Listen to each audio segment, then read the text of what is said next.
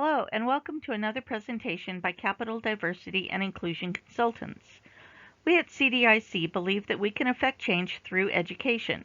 It is our intent to share knowledge on a wide variety of topics as a way to increase interest and inspire others to seek solutions that are inclusive and creative. We address these issues because they affect lives in nearly every race, culture, ethnicity, and gender in every country on Earth. If we continue to ignore any of these issues, we contribute to the systems that allow them to continue. We signal acceptance through silence.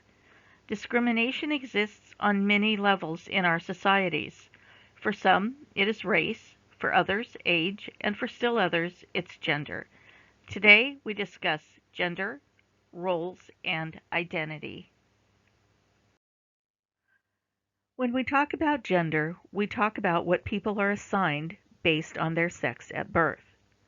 They may be male, born with penis and testicles, female, born with vagina and uterus, asexual, born with no identifying sexual organs, or hermaphrodite, born with both male and female sexual organs.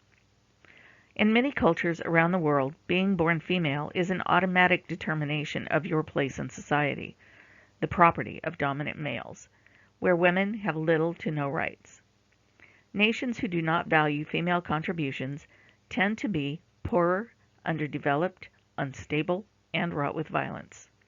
In other countries, women have attained national leadership, like Germany's Angela Merkel. Those nations are working toward equity. They value the contributions women have made to society and see the female as a natural leader, the one who provides family stability and directs social growth. But currently, only 8% of all world leaders are female. Of those, only 2% hold office equivalent to president. So far, only 6 countries have elected LGBTQ leaders. Nearly 25 million people live under conditions of forced labor. 71% of those are female. Working women still earn 24% less than men on average, and 1 out of every 3 women worldwide has or will experience sexual or physical violence. Gender is not a reflection of ability, but it is treated as though it were. Women doing the same jobs as men still face more obstacles and hurdles to reach the same goals, and they earn less money while doing so. We are set up to fail so that we will remain docile and homebound. This is a travesty of injustice for all women. Gender roles and expectations differ from culture to culture. Gender roles are the expectations put on us through accepted cultural and social norms. They tell us what men and women ought to be like or ought to do. Gender roles are and have been determined by male-dominated societies to suit the needs of men who rule them. They are designed to raise men up and oppress women. Unfortunately, religion is a primary tool used to support this methodology in over 70% of the world. Sandra Bem, a leading expert in gender roles, says, "Our attitudes and behaviors are based on our gender schema. It's a cognitive network of assumptions about the personalities and moral qualities of men and women." However, gender roles should not be forced on individuals. Everyone should be allowed the opportunity for self-discovery. Gender roles should be as fluid as gender identity, readily changeable and equally shared by all.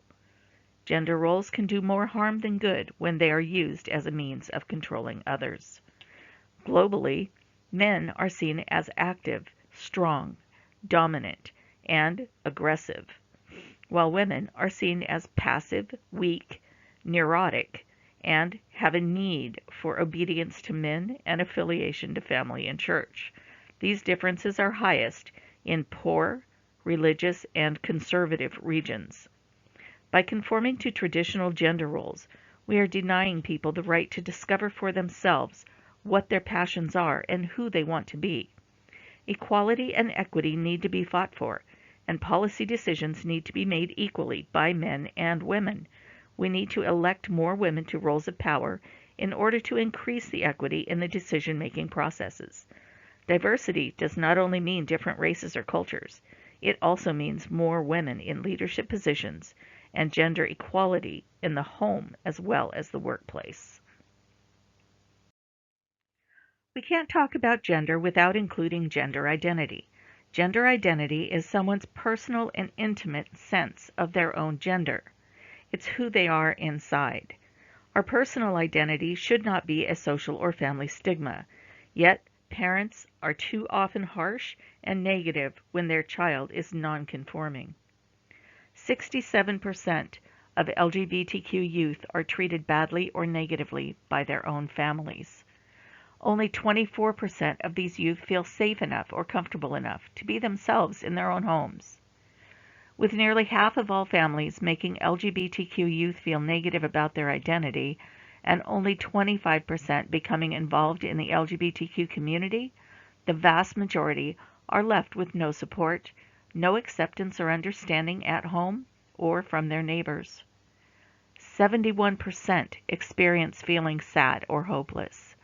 They are 3 times more likely to be bullied, and 1 in 5 have attempted suicide or required medical treatment for self-harm.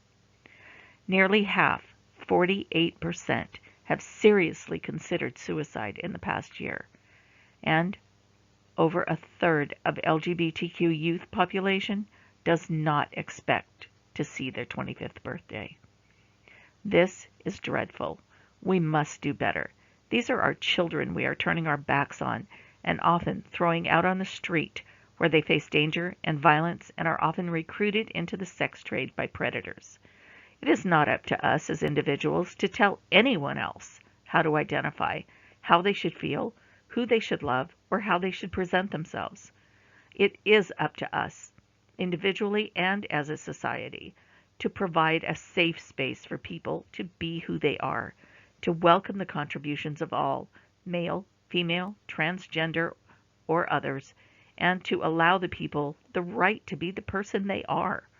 Gender identity should not be a weapon or a political tool. Using it as such places large sections of our population at risk for physical and psychological harm. We must elect representatives that can put bias aside and fairly represent all members of society. For more information on gender or gender identity and other topics, contact our Director of Social Programming, Dawn Gagno, at 916-912-3688 or email at dgagnocdic@gmail.com. Thank you very much.